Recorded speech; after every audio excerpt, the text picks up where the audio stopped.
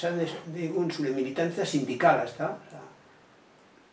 Lehen, ulertu badot ondo, Comisiones Obrerasen hasi zinen lehotan. Lehenetan, ez Comisiones Obreras, alkartzen gainera bazuen, da zeo zer mobidan bat egoten da zanien, horietan. Gero Comisiones Obrerasen egon nintzen,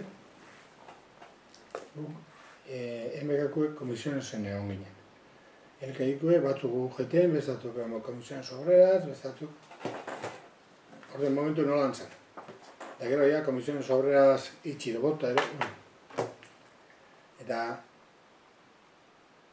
MKko jentie, beste batzuk bai. Komisionesen egon zen jente batek urten da montau zen ESK-koiz. Onin joko biziri dauena. Bai, onin joko biziri dago. Oin da bile, Gazteizko rolloen osabiltzen bedabiz batzuk. Da hor ESK-koin, jubila berte, bueno.